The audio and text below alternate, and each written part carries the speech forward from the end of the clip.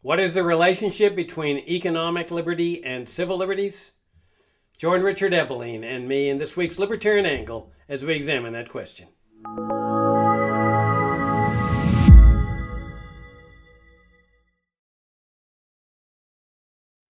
Hi, I'm Jacob Hornberger, president of the Future of Freedom Foundation, and welcome to this week's Libertarian Angle, the show, as you all know, that brings you the principled case for the libertarian philosophy. I'm joined by my co-host, Richard Ebeling.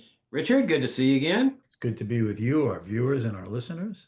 Yeah, I guess I should point out for people that are maybe new to the program that you are a professor of economics at the Citadel, former president of the Foundation for Economic Education, former Ludwig von Mises professor of economics there at Hillsdale College, and former professor of economics at the University of Dallas, where we first met. Yes. So, Richard, in the 35 years that FFF has been in existence, you and I have talked a lot and written a lot about economic liberty. We've also talked and written about civil liberties. In fact, I don't know if you'll recall, but in our very first year of publication, the Future of Freedom Foundation had an issue in which we had like 3 articles devoted to civil liberties. But we've kind of compartmentalized those as civil liberties and economic liberties. And I don't think we've ever had a program where we've tried to integrate these two and show the relationship between economic liberty and civil liberties. I thought we'd do that in this show to show that, together, working together, that they're both essential to a genuinely free society. And so let me just start out with this theme of the integration of civil liberties and economic liberties by talking about an op-ed that I read the last few days by Joseph Stiglitz, a Nobel Prize winner in economics. I think it was in the New York Times, where Stiglitz detailed what he called his experience with the thought police, the federal thought police under President Trump. Stiglitz had been invited to speak before a group in, I think it was the University of Copenhagen in Denmark. And right before he was scheduled to talk, the U.S. Embassy there in Denmark sent the group a letter that had invited him to talk and said that if you want our $10,000 grant for this series, you have to sign this statement that you are going to ban diversity, equity, and inclusion from your talks and your other materials and so forth. And so the university did not want to do that. They felt like that would be a violation of academic freedom. And that's essentially what Stiglitz's position was in this op-ed. And he was saying that this is something terrible. It's an assault on the independence of the university to run its affairs the way they want.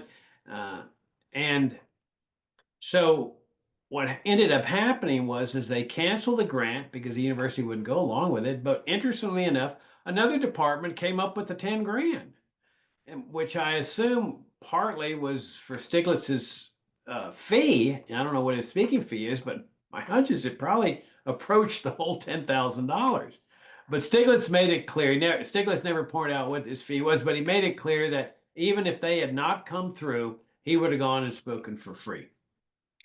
But one of the interesting aspects of this whole controversy, Richard, with respect to what's going on about this DEI business and how universities should run their business in accordance with Trump's edicts and executive decrees and stuff, is how many people are on the dole here. I mean, it seems to me that what's happening here is not any kind of censorship or violation of academic freedom, because the government isn't saying we're going to put you in jail if you don't comply with this ban. It's simply saying that if you take our money, you have to do what we say. In other words, strings come with the money. But the university is still free to have Stiglitz speak there, and they did. Nobody was indicted or put into jail. Certainly Stiglitz wasn't when he returned to the United States. And so I don't see any violation of the university's rights at all. It seems to me that what Stiglitz is saying is that, oh, well, the university has a right to this money, and should be able to run its affairs independent of any strings that the government attaches to it. Well, that's ridiculous. I mean, it's like we've talked about before. He who pays the piper calls the tune. And if you don't want to comply with these rules and Trump's executive orders, just don't take the money. So there's not any violation of civil liberties here. There's no censorship, there's no violation of freedom of speech involved here. It's just a matter of stop taking the dole, and then you run your affairs the way you want. What do you think, Richard? Well, I wanted to bring out a couple of issues about this thing, but let me sort of piggyback about the case you're using. Many people are upset that Donald Trump's administration is taking this view towards DEI on campuses. They say this is a violation of Title IX. But regardless of that, it's as if Trump is the only person who's done this in the role of the presidency. The fact is that under Obama and certainly under Biden, the idea was that this government money would be given to these places precisely to foster, to cultivate, to indoctrinate faculty and students with what? DEI propaganda. So the problem is that it isn't what's being proposed. It's the principle that government should be able or should be allowed or should be viewed as justifiably giving money to these institutions of higher learning and not expecting that one way or the other, the strings will be attached to them. If let's take another case uh, during the COVID business. Uh, the Biden administration was insistent that people had to have the vaccines. But there were people who objected to this. So what did the Biden administration do? Maybe some of you, the viewers and listeners will recall this. He said, well, we're not telling nursing homes that they have to force their employees, their nurses, their support staff to have the vaccine. That's their freedom of choice. But if they hire or employ or have present working staff that has not had the vaccine, you're not getting the government money. Well, under the presumption that they wanted the government money or viewed it essential to their activities, then that's basically the government saying that if you want to continue functioning with a certain level of dollar expenditure, then you have to compel everybody to have it or fire the people who are not taking the vaccine. You're basically imposing this on them. So that's another example of this. The answer was don't take the government money. But I wanted to bring out a few other things about these links between civil liberties and economic freedom. This is certainly not the first time such arguments are presented. They become customary at one level by critics of socialism. And that is if government owns or through powers dictates how people can use their private property, then there can be no civil liberties. If government owns all the land and all the construction facilities, then if some group would like to build a church and have meetings with their congregation members, but the government chooses not to allocate the resources to build the church and to have published the Bibles and the hymnals and so on, then there is no religious freedom. Um, if you wanted to publish a newspaper, but the government chooses not to allocate or through its control refuses even to consider the printing of newspapers that oppose the government's point of view, uh, there's no civil liberty or freedom of speech. I would just use the example that this happened in Nicaragua after the Sandinistas took power. They insisted that there was freedom of the press. They're not in any way oppressing people from criticizing Sandinistas. Well, there was a very prominent opposition newspaper called La Prensa. And the Sandinista government never shut them down. But what did they do? Since they had control, they limited the amount of newspaper paper and ink and printing that would be allocated to them. So you can print, but your readership is going to be very narrow because you're going to be able to only print like some narrow X percent of X number of newspapers as opposed to the larger circulation that was there before. Well, yeah, you have freedom of the press, but if you can't have access to the print paper, inks, all the other resources, inputs that go into printing a newspaper, guess what? There's no freedom of the press or freedom of religion uh, or freedom of speech. If the government owns or controls, and that is dictating to private owners to whom they could lease or rent a lecture hall, then yeah, you can have freedom of speech. But if you can't have access to a place to hold a lecture, guess what? There's limited freedom of speech. So, in this most fundamental sense, unless there is a respect and a protection for private property, and an arena in which private individuals in the use of the property may freely associate and negotiate and trade with each other, independent and separate from the government, then there's none of these fundamental civil liberties, which we usually think of defined as in the First Amendment to the Constitution. A government shall pass no law abridging freedom of speech, freedom of the press, religion, peaceful assembly, etc. Well, if the government owns or control tell or can command people how they can use their property, well, then there are no such civil liberties. And I think that another way of seeing this is that President Trump has recently said that he is going to dictate that American pharmaceutical companies dramatically lower the prices at which they sell the pharmaceuticals available to various people who need them. Well, that's a violation of your economic liberty, but that's also a violation of in a sense, other forms of freedom. If you so pressure or command the pharmaceutical companies to lower their prices, and it dramatically hits into their profit margins, or for the marginal pharmaceutical company, pushes them even into a loss column, uh, you create a situation in which there's no freedom of expression. What's one form of freedom of expression? A company hiring scientists, researchers to creatively use their minds, their thoughts, to devise ways to develop new drugs that can either limit the side effects of an illness or maybe eradicate an illness.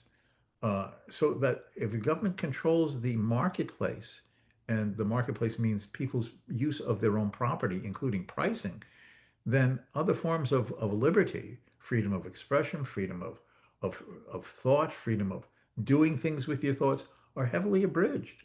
And I think that these linkages have to be appreciated and understood. They're very dramatic under socialism itself, like the example I used. Well, if the government owns all the land and all the construction facilities, and they don't want to allocate it for a church, for people of a particular faith to hold their meetings, well, you have no freedom of religion, as in the normal sense in which we talk about it. But if government can regulate, command, dictate, intrude, subsidize, take away subsidies, all of this then are violations of people to go their own way with their own lives, guided by their own wishes, values, beliefs, or ideas. Now, just to go back to the point from which we began, government should not be giving this money to universities for whatever reason it is, whether it be for DEI or against DEI, for quote left-wing causes or quote right-wing causes. The government should not be doing this because what is clear from the opinion piece by Joseph Stiglitz that you were summarizing, and we were talking a little bit before our show began, uh, is that one thing never seems to enter his mind, whether it be the University of Copenhagen or his own Columbia University, where Stiglitz is a professor. He thinks that he has a right to this money. The institution has a right to this money to do anything with it. But where does the money come from? It comes from tax funds. That is money extracted from income earning individuals who, by having that money extracted from them and given to a university, whether it be for DI or against DEI or any other cause or purpose, those taxpayers are denied the freedom to express themselves on how they would have preferred to spend their own honestly earned income if it had not been siphoned away by the government through the tax system. That's there's the famous American libertarian of the beginning of the 20th century named William Graham Sumner. And one of the famous essays of him was The Forgotten Man. The forgotten man who works, obeys the law, pays his bills, takes care of his own family. And he's the forgotten man when everyone else wants to take his income and spend it in their ways through the conduit of government. And as far as Stiglitz is concerned, the taxpayers whose money he wants to use in the way he wants is the forgotten man. Yeah, absolutely. I mean, he talks about freedom through this essay, but people have strange perspectives of what the word freedom is. And what about the person, as you point out, that has had his money taken away from him? That why should he not have the freedom to do what he wants with his own money Mhm. rather than have it taken from him so that they can fund Stiglitz's salary to give a talk in Copenhagen? But let me talk about a couple of examples where there is an assault on personal or economic liberty. But not only is there that assault, but to enforce that assault, there's massive violations of civil liberties in the process. And the first example is the drug war. I mean, I think any libertarian would agree that a fundamental principle of a free society is you got the right to ingest whatever you want to ingest, no matter how harmful, no matter how destructive. It's your body. You decide what you're going to put into it, whether it's heroin, cocaine, marijuana, sugar, whatever.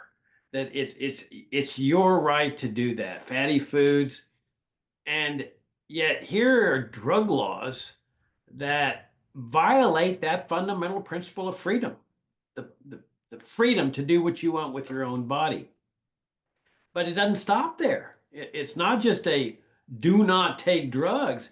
It's we will punish you. We're going to enforce this violation of your freedom with a massive violation of civil liberties, where you have privacy infringements, financial privacy laws, anti-money laundering laws, bank reporting requirements, all these laws designed to ferret out the drug dealers who are giving Americans the drugs that they want to take and have a right to take. And then you've got the asset forfeiture laws that come into existence, searches and seizures, especially of racial minorities. So you have this violation of personal freedom that is enforced by this massive infringement on civil liberties. And the other example is the immigration laws. I mean, we can see that perfectly in today's society, where you've got this immigration control system that violates fundamental principles of free markets, the idea that people should be free to interact economically, trade with one another, free trade, engage in contracts with one another, buying and selling, freedom of movement, crossing a border, freedom of travel. But it doesn't stop there. There's not just a do not enter sign and everybody complies with that do not enter sign. We all know that people don't comply with that do not enter sign. And that's where the police state comes in, that constitutes a massive violation of civil liberties. And, I've seen these things. I spent more than 30 years living in the borderlands, and the highway checkpoints where they stop cars and they subject them to searches, cars that have never been even into Mexico, they stop them and subject them to searches and questioning, interrogation, the criminalization of hiring illegal immigrants, transporting them, harboring them, caring for them, boarding of Greyhound buses to demand people's papers. And now we're seeing that none of that or all of that was insufficient to win this war. And Trump is proving that they still need to do more and more and more to violate and really destroy civil liberties. So now we have violations of due process of law. They're saying that in order to win this war, they've got to violate due process of law. that's fundamental to a free society in terms of civil liberties. They're now saying that they're thinking about suspending habeas corpus, which is phenomenal. Because if they do that under this notion that, oh, we're under an invasion by illegal immigrants, we're sitting in Bukele land, the dictator of El Salvador, who has tens of thousands of people jailed without trial and without charges. Because if there's no habeas corpus, how do you get somebody out of jail that's there because he's criticized the Israeli government, which they might say is just illegal, that you're an anti-Semitic person. We need to put you in jail. We're going to re-educate you. So you've got to enforce this violation of economic liberty, liberty of contract, free markets, and so forth, freedom of travel, freedom of movement. They engage in this massive violation of civil liberties, and it's not stopping because there's no indication that any one of these destructions that they are inflicting on American society is going to satisfy them. And not only that, Richard, but they will become permanent because the argument will be, well, now that we've won the war on immigrants, they're no longer coming into the United States. We can't afford to let up any of these controls and restrictions. We have to keep them in place forever. I would just add to that Trump tries to make the case that this is only being directed at illegal immigrants, non-citizens, individuals who do not have legal green card status. But I would suggest that once such action by the government is in place and has been continued for a period of time, it easily desensitizes people to the notion that somehow a right is being violated. Now, whether it's Trump or some future president, it is not beyond the realm of the possible that such a current or future president could say, well, we're in a national emergency. We're in an international crisis of conflict with some other superpower, and it's life and death between America and that country, even if it's not a formal military conflict. Uh, and because of this national crisis, our very existence is threatened. We have to now challenge the right of American citizens to say what they want, to oppose the policies of the US government, to presume that there might be a legitimate point or case uh, being made by, quote, the enemy country. And therefore, that's undermining the national solidarity that is essential to see that we win or we stay dominant or we preserve our global status. And once that is abridged, then you might as well say goodbye to freedom completely. Yeah, I couldn't agree with you more. It's sort of like what some judge, I think it was Judge Kaczynski once said that if you give up your guns in response to efforts to confiscate everybody's guns, if a society does that, it's a mistake that they make only once. Because once you give up your guns, you can't say, well, that was a mistake. We want our guns back. Because you know the government's not going to give them back because you're now sitting in a very tyrannical regime.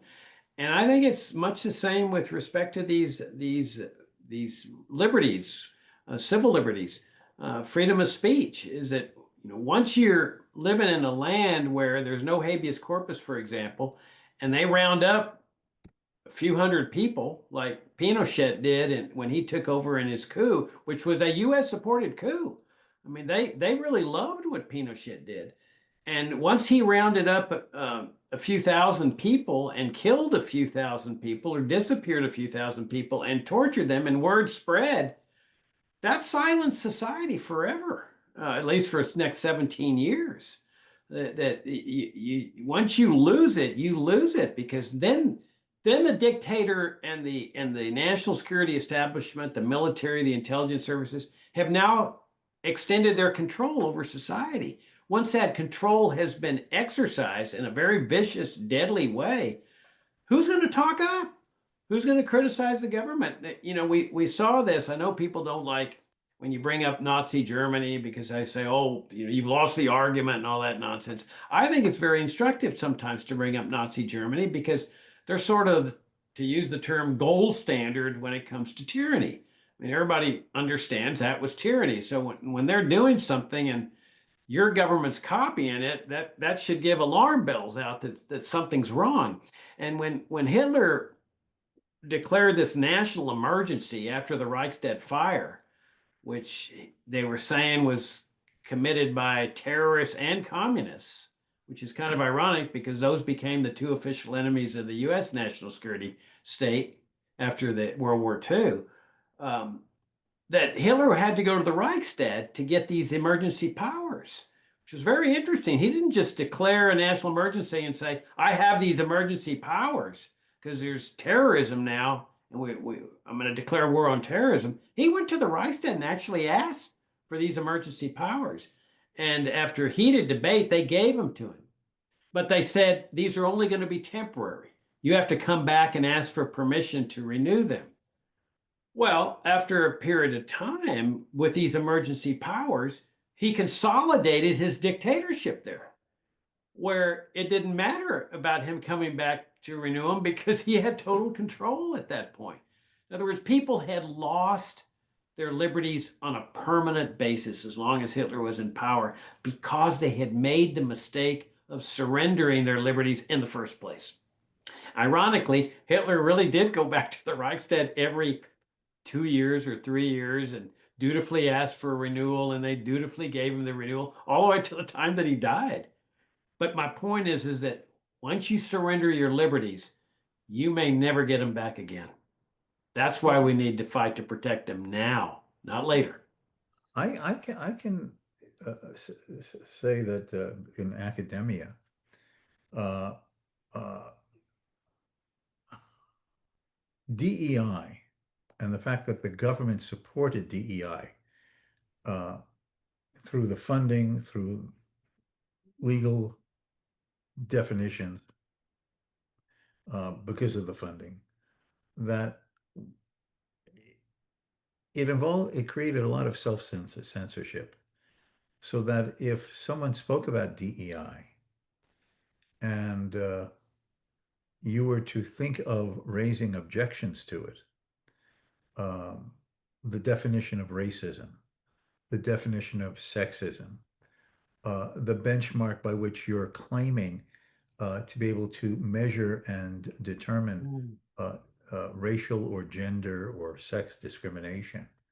Uh, there was such a sense of a threat of the, the the school's administration coming down upon you because they were concerned about the federal funding and the legal ramifications from the Justice Department, that there emerged an immense amount of self-censorship, that you felt uncomfortable, concerned, um, a cloud that somehow you could easily have your position threatened as a faculty member, even with tenure, if you seem to be opposing this. You're a racist, you're insensitive, you're a sexist, uh, you you you you you you you you're not recognizing people's dignity. And so once these laws are in effect and the government money is making the implementation virtually necessary, people just shut up. Now, fortunately, I have taught at schools that have been, how can I put it, more private, mostly up until the Citadel, um, and conservative. And I'm using conservative with a small c, meaning in general, limited government, free enterprise, spirit, and that type of thing. And I should say that at the Citadel, that certainly represents the general consensus of the people employed in the School of Business, in which economics is taught. But by talking about the institution as a whole, even at again, with a small c, a conservative institution like the Citadel, um, uh, during the Biden administration, when this was being pressed a lot, the accreditation associations were saying that courses on DEI had to be mandatorily offered if you're going to stay accredited. Uh, the degree of by those who didn't agree with this, the premises, the implication, the reasonableness of it, they just ended up shutting up. Well, what is an institution of higher learning if not a place where people are supposed to feel within the usual rules of decorum, to speak their mind, to say, I agree or disagree? What's your facts? What are your evidence? What's your reasoning? What's the historical record? Uh, and so on and so forth. That once government has the power to allocate money and use the force of the Justice Department in either one direction or another on any number of such issues, uh, it closes off debate because people are afraid that, the nail that pokes out is the one that's going to be hammered down. So better to keep your mouth shut, your head down, and don't cause waves, which basically means you don't speak your mind. And regardless of the formality of the First Amendment, in it de facto, it's weakened if not lost. Okay, but don't you find it interesting how so many of these institutions that were ostensibly so committed to DEI Mhm. are able to so easily shift toward Trump's position? I mean, it really makes you question whether they were really as committed to this notion of DEI or whether they were just committed to continuing to receive that dole, that money, so that whichever side gets into power, just tell us what you want us to say and what you want us to teach at this university, and we'll comply. I mean, I have no problems at all with a university saying we like DEI and we want to teach it in this university, and we're gonna ingrain our students with this. If you don't like it, you don't have to come here. I mean, let's say that's Harvard's position, that it wasn't because Biden was doing this, it's because we believe in it. Okay, fine, they have a right to do that. If they want to shut down any critique of it in their student body, that's their right. And the same token with the people on the opposite, it's the corruption of the money, Richard, that I think is the real problem here. That's what destroys the independence of each institution that is interested only in the money rather than demonstrating their beliefs. Well, I won't disagree with you mostly on that, but it doesn't. See, I personally think that the universities are in a variety of the humanities and the social sciences. Um, and there's even been some creeping in the hard sciences of an actual radical belief in these collectivist notions, these tribalistic notions that you are your race, you are your sex, even though sex seems to be fluid in some sense. I was a boy yesterday and I'm a girl today, and tomorrow I'll be something other. But the fact is that uh, this is really believed in and pushed hard. There are ideologues who actually believe that this is the agenda that needs to be pushed to have a real good and better and just world. But where you are right is I think that they don't want to lose the money. And the strategy is to go along to get along, but then the next president, they'll just be freed from all of these restraints and they can go back to what they were doing before, because they'll expect the next president will be a liberal Democrat like Biden, who believes in all this nonsense. And then they'll have all that gravy train back and they can then proceed with their ideological agenda. Many universities are embedded with this. They do discriminate against the hiring of conservatives or libertarians. Uh, uh, all the polls that have been done, the surveys of the political orientation of faculty shows that it's anywhere from nine left wing, and I'm just using the term because they don't really talk about libertarian, right? Very much conservative, 9 to 1, 8 to 2. It is a strongly dominating thing. And it's not just, oh, this minority has imposed this. You see, the minority gets into a position, they're in charge of hiring new faculty. They hire people who think like themselves.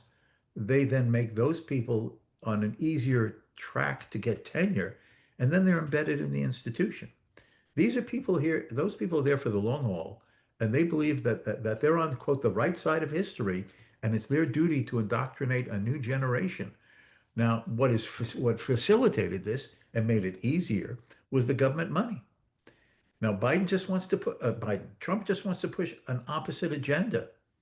So the only way to eliminate this, which is what you were getting at, 100% correct, is that the money has to be taken away. Government has to be taken out of education from kindergarten through the PhD. And the market will decide, that is, parents and students themselves, in terms of what they're willing to pay for in tuition to go to school and the kind of education form and content that they're looking for, what's offered. Now, if Harvard has a sufficient body of supporters and endowment contributors that they're going to push this, well, then that's fine. And if you're a student or a parent of a student, and that's what you want your kid to learn, or other aspects of an education there make it worth holding your nose and putting up with that because of other things for which you want a Harvard degree at the end of the day, then that's fine.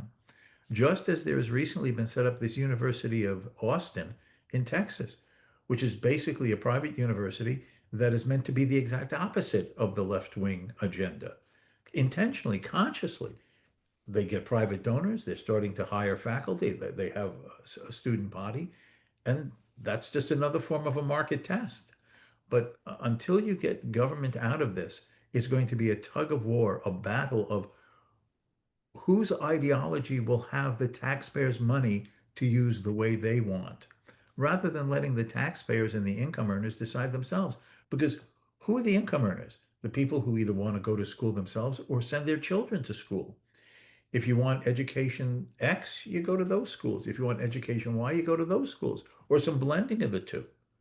But unless individuals have that freedom of choice to spend their own income the way they want for education or anything else, then everything else becomes a political football with each side trying to grab the ball and make their touchdown for their ideology.